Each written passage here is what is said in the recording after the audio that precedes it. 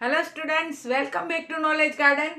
આજે આપણે ધોરણ 10 જીવ વિજ્ઞાનમાં વિભાગ ડી માંથી 3 પ્રશ્ન તમને જીવ વિજ્ઞાનમાં પૂછાય છે, જેની અંદર 5મો પાઠ અને 13મો પાઠ આવે છે. એટલે કે તમે વિભાગ ડી ની તૈયારી જો કરતા હો તો તમે જીવ વિજ્ઞાનના 3 ક્વેશ્ચન આવડી જાય તો બાકી 2 જ ક્વેશ્ચન તમારે પાકા કરવાના, કેમિસ્ટ્રી કે ફિઝિક્સના. એટલે કે સ્માર્ટ વર્ક કરવાનું. પરીક્ષાને હવે માત્ર 4 દિવસ બાકી છે. વિદ્યાર્થીઓમાં ડર ભય વધી રહ્યો છે. ડર તમને ખાઈ જશે. ડર કે આગે જીત હૈ. એટલે હંમેશા યાદ રાખો, ડરવાનું નથી, મહેનત કરવાની છે. તમારું કરેલું ફોગટ જતું નથી. તું કર્મ કર, ફળની આશા ન રાખ, તારું કરેલું ફોગટ જશે નહીં, એમ ગીતાજીમાં પણ કહ્યું છે. તો આ બાબત ઉપર વિશ્વાસ રાખો. મોસ્ટ આઈએમપી ક્વેશ્ચન કરો, થોડુંક સ્માર્ટ વર્ક કરો, એટલે તમારા ઉપરનો બોજ ઘટી જશે અને તમે આરામથી સારામાં સારા માર્ક્સ લઈ શકશો. તો શરૂ કરીએ હવે આજનો વિડીયો. આજના વિડીયોની અંદર આપણે વિભાગ ડી ની અંદર જીવ વિજ્ઞાનના કયા મોસ્ટ આઈએમપી ક્વેશ્ચન છે એના વિશે જોશું, અને એ પ્રશ્નો કેવી રીતે તમારે લખવા જોઈએ જેથી તમને વધુ માર્ક્સ મળે. પૂરા 5માંથી 5 માર્ક્સ મળે. ઘણા બધા વિદ્યાર્થીઓ હોય છે લખે ઘણું બધું છે પણ 5 માર્ક્સ પૂરા નથી આવતા, 4 માર્ક્સ પૂરા નથી આવતા વિભાગ ડી ની અંદર. તો વિભાગ ડી માં 4 માર્ક્સ પૂરા લાવવા માટે શું કરી શકો તમે? તો પહેલા આપણે થોડા ક્વેશ્ચનો જોઈએ અને જોઈએ કે એ ક્વેશ્ચન તમે કેવી રીતે લખો. અને આ બધા જ જે ક્વેશ્ચનો છે એ બોર્ડ 2025 માટે મોસ્ટ આઈએમપી છે. આમાંથી જ હશે. જીવ વિજ્ઞાનના 3 ક્વેશ્ચન હશે. કઈ કઈ જગ્યાએ હશે? તો 50 નંબર, 51 નંબર અને 54 નંબર ઉપર. વિભાગ ડી ની અંદર 50 નંબર, 51 નંબર અને 54 નંબર ઉપર જીવ વિજ્ઞાનના ક્વેશ્ચન હશે. એમાં પણ 50 અને 51મા નંબર ઉપર તમને 5મા ચેપ્ટરનો જ 5મા પ્રકરણનો જ ક્વેશ્ચન હશે. અને 54મા નંબર ઉપર 2 ક્વેશ્ચન હશે 2 માર્ક્સના, અથવા ક્યારેક એક ક્વેશ્ચન આપે 4 માર્ક્સનો. મોસ્ટ ઓફ 54 નંબરનો જે હોય છે 13મા પ્રકરણમાંથી હોય છે ને એની અંદર 2 માર્ક્સના 2 ક્વેશ્ચન ભેગા કરીને 4 માર્ક્સમાં પૂછતા હોય છે. તો આજે આપણે બધા જ ઇમ્પોર્ટન્ટ ક્વેશ્ચન કરીએ અને કેવી રીતે લખીએ તેની પણ માહિતી લઈએ. તો સૌથી પહેલા આવે છે મનુષ્યનું પાચન ક્રિયા, અથવા મનુષ્યમાં પાચન કેવી રીતે થાય છે સમજાવો. બરોબર. હવે ઘણા વિદ્યાર્થીઓ છે ને નવનીતમાં ગોખવા બેસી જાય. એટલું ગોખે ને પરીક્ષા ટાણે એક શબ્દ યાદ ના આવે એટલે આખો ક્વેશ્ચન આન્સર આખો ભૂલાઈ જાય એનો. તો તમે ગોખો નહીં, કારણ કે સરકારે તમને મૌલિકતાનો હક આપેલો છે. તમે જે નવનીત કે ચોપડી કે જે કાંઈ પણ મટીરિયલ વાપરતા હોવ છો એ મટીરિયલની અંદર આન્સર સ્વરૂપે એકવાર પ્રશ્ન સમજો, એનો આન્સર સમજો, તમે શું સમજ્યા છો એ તમારે તમારી રીતે લખવાનું હોય. હા, ભાષા સારી વાપરવાની હોય. જરૂરી નથી કે તમે જે મટીરિયલ વાપરો છો એનો શબ્દ એના બધા જ એના બધા જ વર્ડ છે એ આવવા જ જોઈએ. આ માન્યતા ખોટી છે. બોર્ડ આગળ કોઈ કીવર્ડ હોતા નથી કે કીવર્ડ પ્રમાણે તમારા ક્વેશ્ચન ચેક કરે. મોટા ક્વેશ્ચન છે, તમે તમારી સારી ભાષામાં એને રજૂ કરી શકો છો. એટલે આ મગજમાંથી વાત ભૂલી જાઓ કે અમને આવડું બધું ગોખવું પડશે, આવડું બધું કેમ ગોખાશે, કેમ યાદ રહેશે, આવડા બધા શબ્દ કેવી રીતે પાકા કરવા. અરે તમે શું, તમારા ટીચરો પણ આવડા બધા શબ્દ ક્યારેય યાદ ન રાખી શકે, ગોખી ન શકે. એટલે તમારી મૌલિકતા ઉપર આધાર છે. અને તમારી જે લખાણ પદ્ધતિ છે એ સાવ દેશી ભાષામાં ન હોવી જોઈએ. વ્યવસ્થિત ભણેલા ગણેલા છો તો એવી રીતે સારી ભાષામાં તમે કોઈ પણ પ્રશ્ન હોય એની સમજૂતી આપી શકો છો. જેમ કે અહીંયા પ્રશ્ન છે મનુષ્યની પાચન ક્રિયા, તો તમે સ્ટાર્ટિંગ આવી રીતે કરો. બધે કરતા કંઈક અલગ સ્ટાર્ટિંગ કરો કે મનુષ્યની પાચન ક્રિયા જટિલ ક્રિયા છે. તેની અંદર ઘણા બધા અંગો અને ગ્રંથિઓ સંકળાયેલી હોય છે. આ બધા જ અંગો અને ગ્રંથિઓ કઈ રીતે કાર્ય કરે છે તેની માહિતી નીચે મુજબ છે. પછી બધા અંગોના નામ લખો. હવે અંગોના નામ તો તમારા જ પાચનની ક્રિયા છે, તો સૌથી પહેલા શું આવે? મુખ. પછી અંદર શું આવે? તો અંદરનો જે ભાગ છે એને કહેવાય મુખ ગુહા. પછી શું આવશે? અન્નળી. અન્નળી પછી શું આવશે? જઠર, નાનું આંતરડું, મોટું આંતરડું, મળાશય, મળમાર્ગ.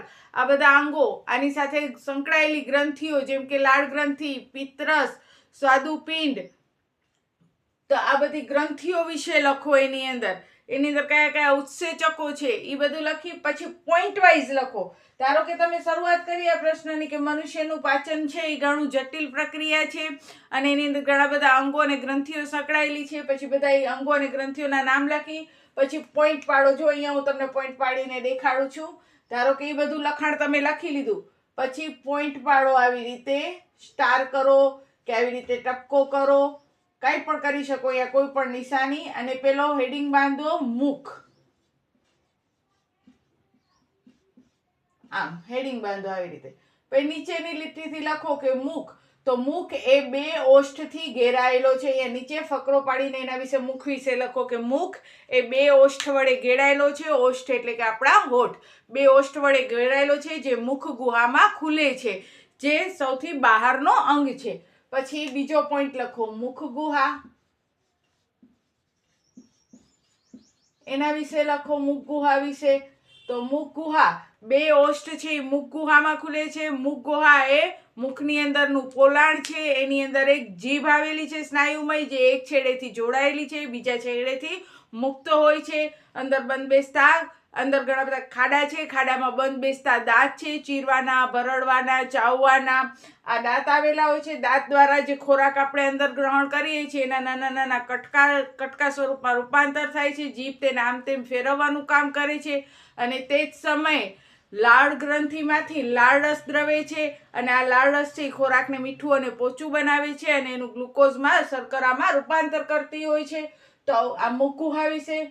મુખ ગુહા વિશે લખ્યા પછી ખોરાક ક્યાં જશે? અન્નળીમાં જશે. તો તમે હેડિંગ બાંધો અન્નળી, કારણ કે જો આ મુખ ગુહા પછી શું આવે? અન્નળી. ખોરાક અન્નળીમાંથી અન્નસંગ્રહાશયમાં જાય છે. અન્નળી છે એ સી આકારની હાડકીઓથી રક્ષાયેલી હોય છે, જેથી એના ઉપર દબાણ આવે તો તે બંધ ન થઈ જાય, અને એની અંદર ઘણા બધા આંગળી જેવા આકારના રસાંકુરો કહી શકો, અથવા પ્રવર્ધકો પણ કહી શકો. એ પ્રવર્ધકો એને નીચે તરફ ધકેલવાનું કામ કરે છે. સ્નાયુમય રીતે એનું સંકોચન થાય, એટલે કે પેલા ઉપરનો ભાગ હોય એમાં ખોરાક હોય તો દબાણ થાય અને નીચે ફૂલાય, દબાણ થાય નીચે ફૂલાય. આવી રીતે સ્નાયુમય સંકોચન વિસ્તરણથી અન્નળીમાંથી ખોરાક છે એ જઠરમાં જાય છે. પછી હેડિંગ બાંધો જઠરનો. જઠરની અંદર ખોરાક છે વલોવાય છે, અને ત્યારબાદ એની અંદર હાઇડ્રોક્લોરિક એસિડ જે છે એ એની અંદર ઉમેરાય છે. હાઇડ્રોક્લોરિક એસિડ ઉમેરાય એનાથી પહેલા જઠરની અંદર આંતરરસ આવે છે, જઠર રસ આવે છે. આ જઠર રસ છે એ જઠરની દિવાલની ફરતે ચોંટી જાય છે, જે શ્લેષ્મી હોય છે, ચિકાસવાળો હોય છે, જેથી કરીને જ્યારે પણ ખોરાક હાઇડ્રોક્લોરિક એસિડ વાળો થાય ત્યારે એ એસિડની અસર જે છે એ જઠરની દિવાલને ન થાય. પછી જેવો જઠરની અંદર હાઇડ્રોક્લોરિક એસિડ ઉત્પન્ન થશે અને ખોરાક એસિડ વાળો બનશે, ત્યારે જ પેપ્સિનોજન નામનો ઉત્સેચક સક્રિય થાય છે અને ખોરાકમાંથી પ્રોટીનનું પાચન કરે છે. ત્યારબાદ ખોરાક છે, એસિડયુક્ત ખોરાક છે એ ક્યાં જશે? નાના આંતરડામાં જશે. નાના આંતરડામાં જાય એનાથી પહેલા યકૃતમાંથી પિત્તરસ, સ્વાદુરસ એની અંદર ઉમેરાય છે, જે એસિડમય ખોરાકને કેવું કરી નાખે છે? આલ્કલી સ્વરૂપમાં ફેરવી નાખે છે. એટલે નાના આંતરડા પછી જઠર, જઠર પછી નાના આંતરડું. નાના આંતરડામાં શું ક્રિયા થાય છે? તો પોઈન્ટ બાંધીને લખો. હવે નાના આંતરડાનું હેડિંગ બાંધ્યું, એમાં આખો પોઈન્ટ લખ્યો આપણે કે એમાંથી સ્વાદુરસ, પિત્તરસ આવે છે, જે આલ્કલીમાં ફેરવી નાખે છે. પિત્તરસ છે એ ચરબીના મોટા ગોલકોને નાના ગોલકોમાં રૂપાંતર કરે છે, અને એને તૈલોદીકરણની પ્રક્રિયા પણ કહેવામાં આવે છે. પછી કાર્બોદિતનું એમિનો એસિડમાં રૂપાંતર થાય છે. એની અંદર કયા કયા ઉત્સેચકો આવે છે એ લખો. ત્યારબાદ ખોરાક છે, નાનું આંતરડું છે એ આપણું સૌથી મોટું આંતરડું, એટલે કે મનુષ્યની અંદર સૌથી મોટો અંગ નાનું આંતરડું હોય છે, અને તે ગૂંચળામય સ્વરૂપે ઉદર ગુહામાં ગોઠવાયેલું હોય છે. અને ઉદર ગુહામાં ખોરાક જ્યારે ધીમે ધીમે એમાંથી પસાર થાય છે ત્યારે એની અંદર આવેલા પ્રવર્ધકો છે એમાંથી પ્રોટીન ને બધા જે કંઈ પણ આવશ્યક તત્વો છે એ લોહીમાં ભેળવવાનું કામ કરે છે. પછી જે ખોરાક છે એ મોટા આંતરડાની અંદર જાય છે, એટલે પછી હેડિંગ બાંધો મોટું આંતરડું. પછી જ્યાં હેડિંગ બાંધો છો તમે, ધારો કે આ મોટું આંતરડું, તો આ હેડિંગ બાંધ્યું તમે, એની અંદર અંડરલાઈન કરો આવી રીતે સરસ મજાની, અને નીચેની લીટીથી અહીંયાથી આમ લખવાનું શરૂ કરો કે મોટા આંતરડાની અંદર જે ખોરાક છે એની અંદર પણ હજી થોડાક ખનિજ ક્ષાર અને પાણી રહેલા છે. તો મોટા આંતરડાના જે પ્રવર્ધકો હોય છે એનું શોષણ કરી લે છે અને એને લોહીમાં ભેળવી દે છે. ત્યારબાદ જે ખોરાક છે એ હવે ખોરાક નથી. ત્યારબાદ મોટા આંતરડાની અંદર શું છે? ઉત્સર્જન છે, નકામો કચરો છે. આ નકામો કચરો છે એ ક્યાં જાય છે? મળાશયમાં જાય છે, જે એક સ્નાયુમય થેલી છે, જેની અંદર બધો મળ છે એ જમા થાય છે, અને અંતે મળ માર્ગ દ્વારા તે શરીરમાંથી બહાર નીકળે છે. તો આવી રીતે આપણા શરીરની અંદર પાચનની પ્રક્રિયા થાય છે. તો આવી રીતે તમે પ્રશ્ન લખો, પોઈન્ટ બાંધીને જ્યાં પોઈન્ટ બાંધો છો નીચેથી લખો, અને યાદ રાખો કલરફુલ પેન વાપરવાની તમને મનાઈ છે. એટલે તમારે કોઈ કલરફુલ પેન નથી વાપરવાની. અહીંયા તમે બોલપેનથી લખી અને નીચે પેન્સિલથી આવી રીતે ડાર્ક પેન્સિલથી આવી રીતે પોઈન્ટ બાંધી શકો છો. અહીંયા પોઈન્ટ બાંધવા માટે તમે આવી રીતે ટપકો કરી શકો છો, સ્ટાર કરી શકો છો, અને અંદરના પોઈન્ટ લખવા માટે આવી રીતે તમે એરોની નિશાની કરી શકો છો. તો પોઈન્ટ વાઇઝ લખશો છેકછાક કર્યા વગર તો તમને વધુ ને વધુ માર્ક્સ મળશે. હવે જોઈએ એના પછી છે મનુષ્યના શ્વસનની ક્રિયા કીધી છે. તો મનુષ્યનું શ્વસન પણ જટિલ પ્રક્રિયા છે. એની અંદર પણ ઘણા બધા સહાયક અંગો અને ગ્રંથિઓનો સમાવેશ થાય છે. મનુષ્યની શ્વસન ક્રિયામાં સૌથી પહેલા નાક, નાસિકા કોટર, નાસિકા ગુહા, શ્વાસનળી, શ્વાસવાહિની, શ્વાસવાહિકા અને વાયુકોષ્ઠનો સમાવેશ થાય છે. પછી એ બધા વિશે પણ જેમ આપણે પાચન ક્રિયામાં પોઈન્ટ બાંધીએ એમ બાંધવાના. આ બધા અંગો નીચે મુજબ કાર્ય કરે છે. પછી શરૂઆત ક્યાં કરવાની? નાસિકા અથવા નાકથી, જે સૌથી બહારનો અંગ છે અને એની અંદર શું આવેલી હોય છે? તો નાસિકા છિદ્ર. નાક એ સૌથી બહારનો અંગ છે અને એ નાસિકા છિદ્ર દ્વારા ખુલે છે, જે ડાયરેક્ટ વાતાવરણના સંપર્કમાં છે. હવે એ વાતાવરણના સંપર્કમાં છે એટલે વાતાવરણમાંનો જે વાયુ છે એ નાસિકા છિદ્ર દ્વારા નાકમાં પ્રવેશે છે અને ત્યારે ઓક્સિજન છે એ નાસિકા છિદ્રની અંદર પ્રવેશે છે. નાસિકા છિદ્ર છે એ ક્યાં ખુલે છે? તો નાસિકા કોટરમાં ખુલે છે. નાસિકા કોટર છે એ કેવી હોય છે? તો નાસિકા છિદ્ર છે એ નાસિકા કોટરમાં, એટલે કે આ નાસિકા કોટરમાં ખુલે છે. નાસિકા કોટર જે છે એ ભીની, ભેજવાળી અને હુંફાળી હોય છે, કારણ કે બધા વાયુઓ જ્યારે નાસિકા છિદ્ર દ્વારા આપણા નાકની અંદર જાય છે ત્યારે માત્ર ઓક્સિજન જ એક એવો વાયુ છે કે જે આ નાસિકા કોટરની અંદર ભીનાશવાળી સપાટીમાં પીગળી જાય છે અને અંદર સુધી ઉતરે છે, એટલે કે આપણી શ્વાસવાહિની મારફતે અંદર જઈ શકે છે. એટલે કે નાસિકા કોટર, નાસિકા છિદ્ર છે એ નાસિકા કોટરમાં ખુલે છે.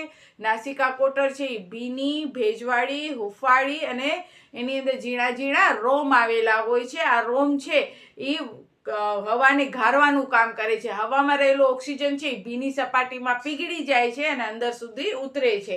અને નાસિકા કોટર છે એ શ્લેષ્મી ચિકાસવાળી હોય છે, એટલે કે બીજો જે કચરો હોય છે એ શ્લેષ્મી જે ચિકાસ છે એની અંદર ચોંટી જાય છે અને શ્વાસનળી સુધી પહોંચી શકતો નથી. પછી નાસિકા કોટર ક્યાં ખુલે છે? તો એના પછીનો બાંધવાનો પોઈન્ટ શ્વાસવાહિનીમાં. નાસિકા કોટર ક્યાં ખુલે? શ્વાસવાહિની. શ્વાસવાહિનીમાંથી વાયુ ઓક્સિજન પસાર થઈ એ આપણી ઉદર અને ઉરસ. ઉદર એટલે પેટ થાય અને ઉરસ એટલે છાતી થાય. ઉરસની તળ સપાટી, એટલે કે નાસિકા જે કોટર, નાસિકા કોટર પછી આપણે જે લખ્યો શ્વાસવાહિની, તો શ્વાસવાહિની પોતાની તળ એટલે કે નીચેની બાજુએથી, શ્વાસવાહિની નીચેની બાજુએથી બે ભાગોમાં વિભાજિત થાય છે. એ જે બે ભાગોમાં વિભાજિત થાય છે જેને આપણે શ્વાસવાહિની કહીએ છીએ. જો આવી રીતે આકૃતિ આપણે દોરીએ તો આ આપણું નાક ને આ આપણું મુખ, બરોબર? આ શ્વાસવાહિની કહેવાય. અને આ શ્વાસવાહિની છે અહીંયા તળ ભાગેથી વિભાજિત થાય છે, જેને શું કહેવાય છે? શ્વાસવાહિકા. આ શ્વાસવાહિકા છે પોતપોતાની સાઈડના ફેફસામાં ખુલે છે. ફેફસાની અંદર તે અનેક શાખાઓમાં વિભાજિત થતી હોય છે અને એના તળની છેડે શું હોય છે? વાયુકોષ્ઠ આવેલા હોય છે. હવે આ જે વાયુકોષ્ઠ છે એની અંદર ઓક્સિજન ભરાશે એટલે વાયુકોષ્ઠ ફૂલાય છે. વાયુકોષ્ઠની આજુબાજુ ઘણી બધી રક્તવાહિનીઓ વિતરાયેલી હોય છે જેની અંદર કાર્બન ડાયોક્સાઇડ હોય છે. જેવો ઓક્સિજન વાયુકોષ્ઠમાં પ્રવેશશે એટલે ઓક્સિજન અને કાર્બન ડાયોક્સાઇડની આપ-લે થશે પ્રસરણ દ્વારા. વાયુકોષ્ઠની અંદર કાર્બન ડાયોક્સાઇડ ભરાઈ જશે અને ઓક્સિજન છે એ રક્તવાહિનીઓના રક્તમાં ભળી જશે અને એ જ માર્ગે ઉચ્છ્વાસ દ્વારા કાર્બન ડાયોક્સાઇડ શરીરની બહાર નીકળી જાય છે. આવી રીતે આપણા શરીરની અંદર શ્વસન ક્રિયા થાય છે. તો બધા અંગો વિશે લખવાનો. શ્વાસવાહિની, શ્વાસનળી. અહીંયા આપણે જોઈએ તો જરાક અહીંયા નામ ચેન્જ કરીએ. આ શ્વાસનળી, આ જે છે એ છે શ્વાસવાહિની. અને જે શાખાઓમાં વિભાજિત થઈ જાય તો એને કહેવાય શ્વાસવાહિકા. પછી આવશે વાયુકોષ્ઠ, બરોબર? પછી નાક, એ બધા વિશે. તો આ બધા અંગો વિશે પોઈન્ટ બાંધીને લખો તમે, તો તમને માર્ક્સ પૂરા મળશે. પછી એવી જ રીતે મોસ્ટ આઈએમપી ક્વેશ્ચન છે હૃદયનો. આજે તો આપણે ખાલી ક્વેશ્ચનની જ વાત કરવાના છીએ. હૃદય છે ને, તમને જો આ પ્રશ્ન સમજવો હોય ને તો આના માટેનો મેં સ્પેશિયલ હૃદયની વાર્તાવાળો એક વિડીયો પણ મોકલેલો છે. હૃદયની વાર્તા, હૃદય કેવી રીતે કાર્ય કરે છે. આપણું હૃદય 4 ખંડોનું બનેલું છે. ડાબું કણક, ડાબું ક્ષેપક, જમણું કણક, જમણું ક્ષેપક, આવી રીતે 4 ખંડોનો બનેલો છે. ડાબી બાજુ છે શુદ્ધ લોહીનું વહન થતું હોય અને જમણી બાજુ અશુદ્ધ લોહીનું વહન થતું હોય. તો આપણે બધા અંગો વિશે એમાં પણ લખવાનું છે કે હૃદય છે એ 4 ખંડોનો બનેલો છે. સ્ટાર્ટિંગ કેવી રીતે કરવાની, તો મનુષ્યની અંદર હૃદય 4 ખંડોનું બનેલો છે. એક મુઠ્ઠી જેટલા આકારનો છે. ડાબી બાજુ તરફ તે વળેલો હોય છે, શંકુ આકારનો હોય છે. અને આ હૃદય છે એની અંદર 4 ખંડોમાં ડાબી બાજુ ડાબું કણક, ડાબું ક્ષેપક આવેલું હોય છે. જમણી બાજુ જમણું કણક અને જમણું ક્ષેપક આવેલું હોય છે. પછી ડાબા કણકનો હેડિંગ બાંધી ડાબા કણકમાં કઈ રીતે પ્રક્રિયા થાય છે અને ડાબા કણકમાંથી લોહી જમણા ક્ષેપકમાં આવે છે ત્યારે કેવી રીતે પ્રક્રિયા થાય છે, એની અંદર કેટલા વાલ્વ હોય છે. પછી જમણા કણક અને જમણા ક્ષેપક વિશે લખો ને કેવી રીતે લોહીનું પરિવહન થાય છે. આવી રીતે પોઈન્ટ બાંધીને લખવાના છે તમારે. પછી રુધિરવાહિની અને તેના પ્રકાર લખવાના છે. રુધિરવાહિની અંદર ધમની, શીરા, લસિકા આ બધે વિશે લખવાનું હશે અને એના પોઈન્ટ બાંધીને જ આ બધા મોસ્ટ આઈએમપી પ્રશ્ન છે ટીક કરી લ્યો અને આજે જ પાકા કરી લ્યો. રુધિરવાહિની અને તેના પ્રકાર.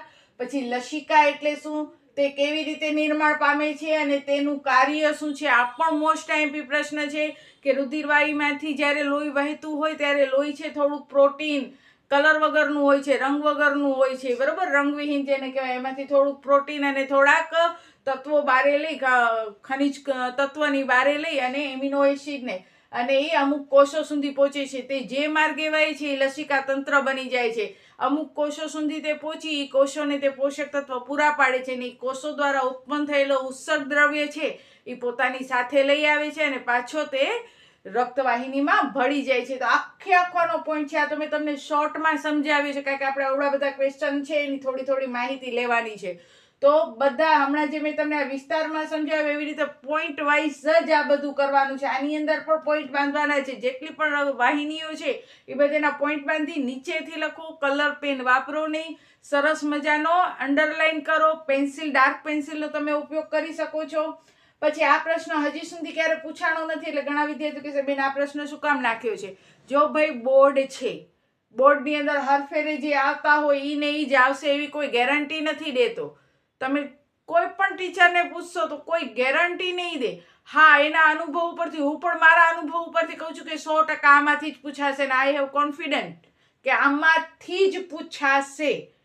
પણ થોડાક એવા ક્વેશ્ચન પણ કરાય કે જે પાઠ માટે યોગ્ય છે, પાઠ મને અનુરૂપ છે, પૂછાઈ શકે એવા છે. હજી સુધી નથી પૂછાણા તો શું છે, પૂછાઈ શકે છે. તો એવો જ એક ક્વેશ્ચન છે, ઉચ્ચ પ્રાણીઓમાં રુધિરવહન કેવી રીતે અલગ પડે છે સમજાવો. જેમાં માછલીઓનું, પછી મગરનું, ઉભયજીવીનો, જળચર પ્રાણીનો, આ બધે પ્રાણીઓમાં કેવી રીતે રુધિરનું વહન થાય છે તે હૃદયની માહિતી આપેલી છે. તો એકવાર એના ઉપર નજર ફેરવવી જોઈએ.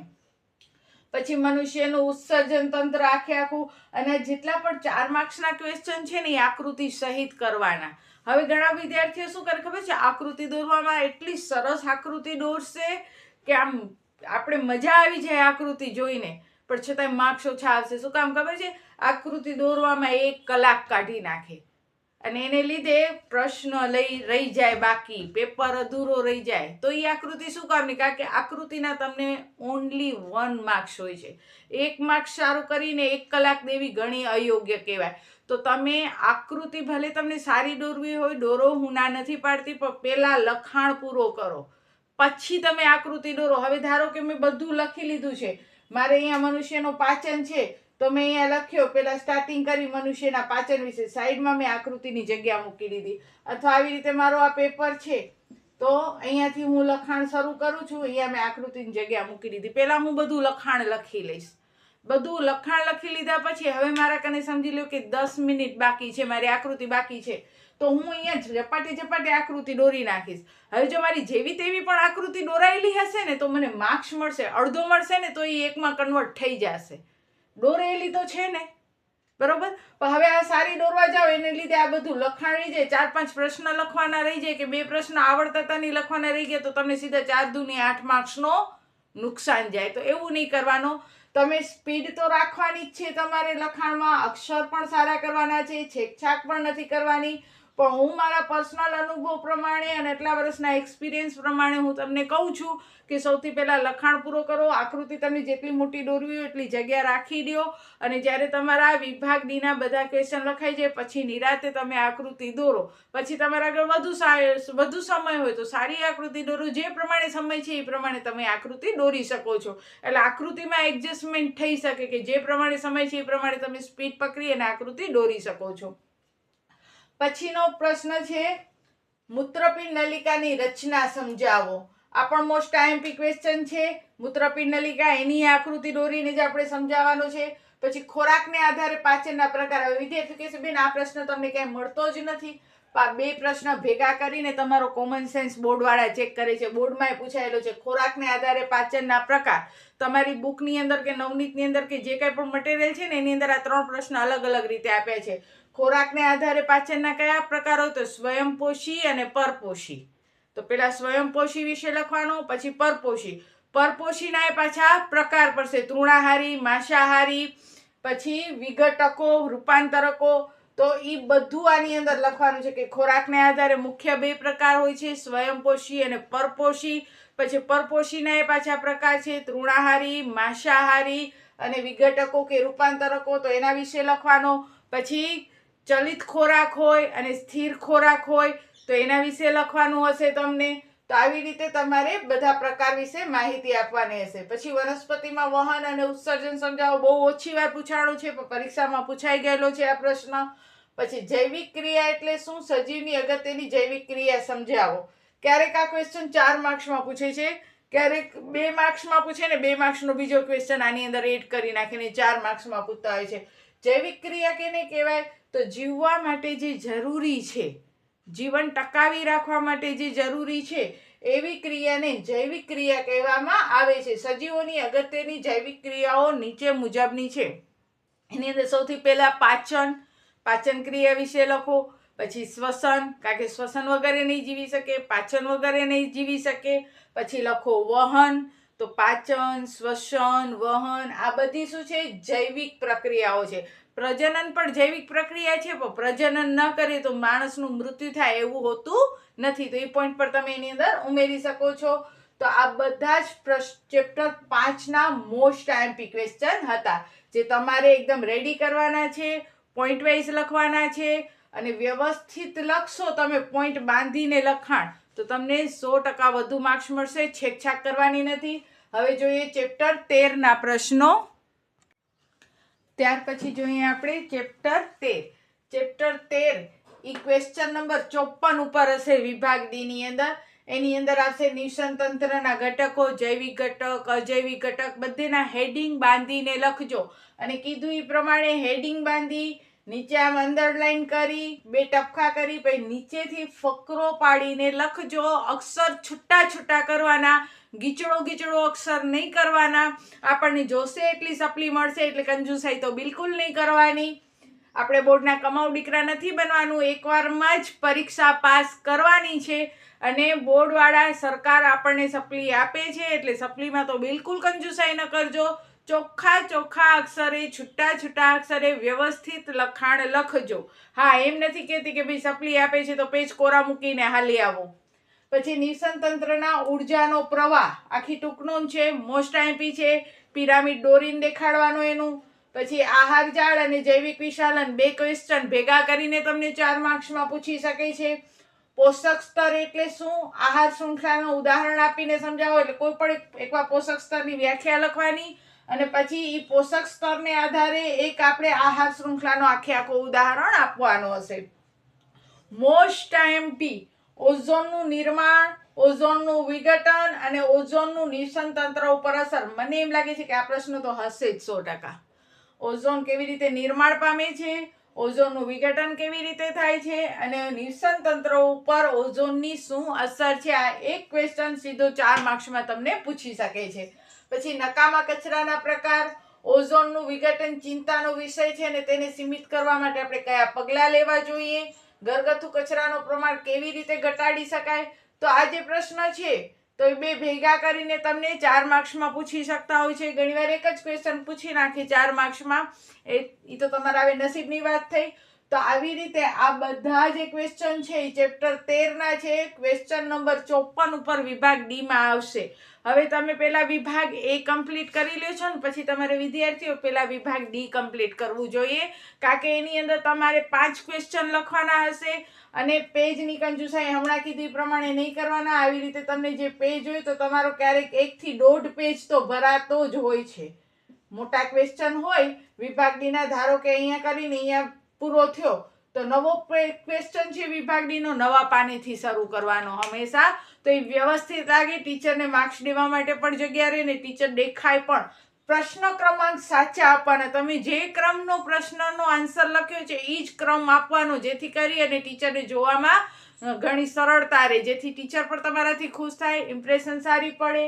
તમારું લખાણ ચોખ્ખું હોવું જોઈએ, તમારા અક્ષરો સારા હોવા જોઈએ, કારણ વગરની છેકછાક ન કરો.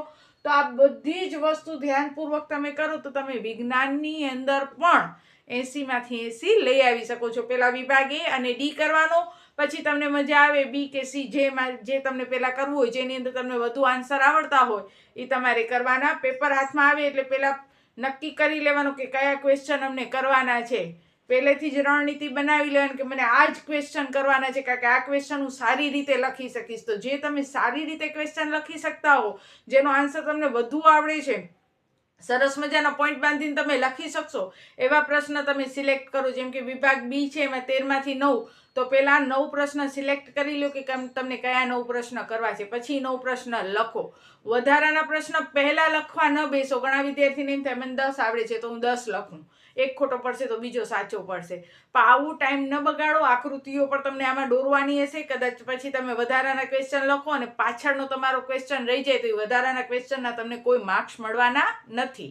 એટલે બને ત્યાં સુધી જેટલા પૂછ્યા છે એટલા જ ક્વેશ્ચન લખો અને વ્યવસ્થિત લખો. પાછળ જો ટાઈમ વધ્યું તમારા કને તો તમે તમારો આખો પેપર ચેક કરી શકશો કે ભાઈ કંઈ રહી નથી જતું ને, કંઈ ભૂલાઈ નથી જતું ને, તો તમે શાંતિથી આ રીતે પેપર લખી શકશો. તો બસ આજના વિડીયોમાં આટલા. મોસ્ટ આઈએમપી ક્વેશ્ચન છે, વિશ્વાસ રાખજો અને પાકો કરજો, કારણ કે હમણાં જ કીધી પ્રમાણે ડર કે આગે જીત હે, ડરવાનું નથી. તૈયારી જીત કી, શરૂ કરી દો આ તૈયારી જીતની અને 100% તમને આવડશે. તમારા વધુ ને વધુ ફ્રેન્ડ્સને આ વિડીયો શેર કરો, જેથી બધા જ લોકો, બધા જ વિદ્યાર્થીઓ છે આ ફ્રી શિક્ષાનો લાભ લઈ શકે. તો બસ આજના વિડીયોમાં આટલું જ. ત્યાં સુધી બધાને જય હિન્દ, જય ભારત. સૌ ભણે સૌ આગળ વધે. બાય.